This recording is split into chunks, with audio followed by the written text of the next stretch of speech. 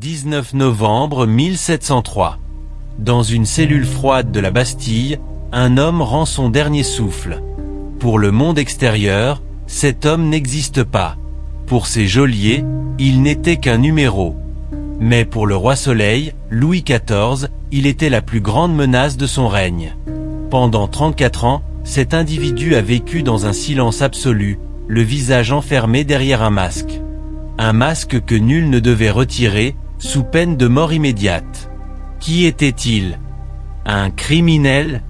Un traître? Ou quelqu'un dont le simple visage aurait pu faire s'effondrer la plus puissante dynastie d'Europe? Bienvenue sur Astérisque Monde et Destin Astérisque.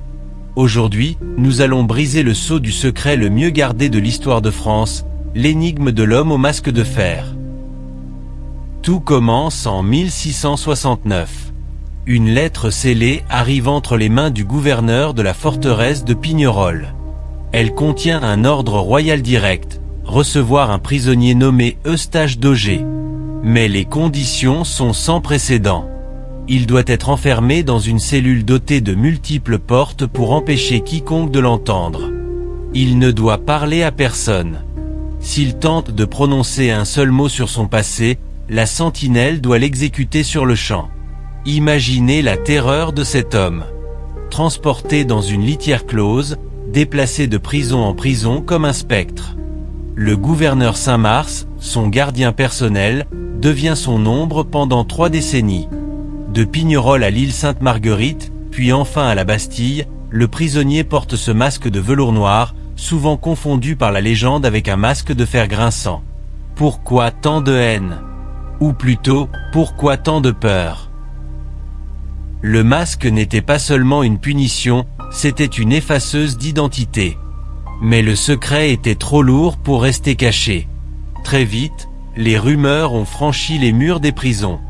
La théorie la plus célèbre, popularisée par Voltaire et Alexandre Dumas, est terrifiante. Le prisonnier serait le frère jumeau de Louis XIV. À l'époque, la naissance de jumeaux royaux était considérée comme une malédiction, une menace de guerre civile pour la succession au trône. Pour sauver la couronne, Louis XIV aurait-il condamné son propre sang à une vie d'obscurité? Imaginez la douleur d'un homme qui voit son frère briller comme le soleil, alors que lui est enterré vivant pour le crime d'avoir le même visage. Mais il y a d'autres pistes. Certains historiens parlent d'un fils illégitime de la reine Anne d'Autriche. D'autres évoquent un ministre qui en savait trop sur les finances occultes du roi.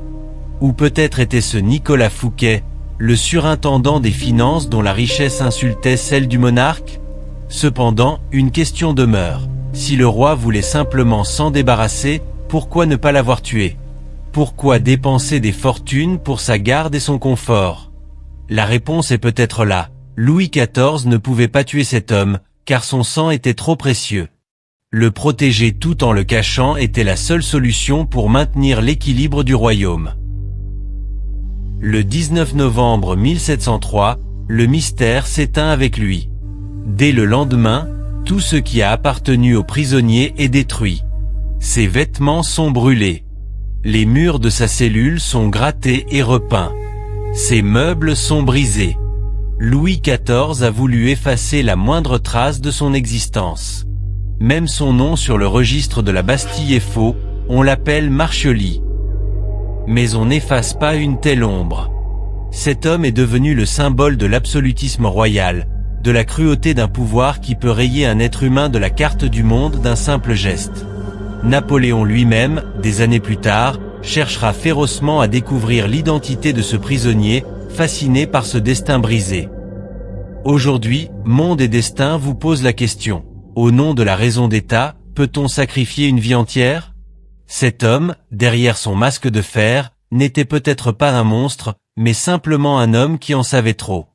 Il est mort sans visage, mais son histoire restera à jamais gravée dans la pierre de la Bastille. Si ce récit vous a touché, si le destin de cet homme vous hante, n'oubliez pas de vous abonner. Car l'histoire est faite de lumière, mais elle est surtout écrite dans l'ombre. À bientôt pour un prochain voyage dans les méandres du destin.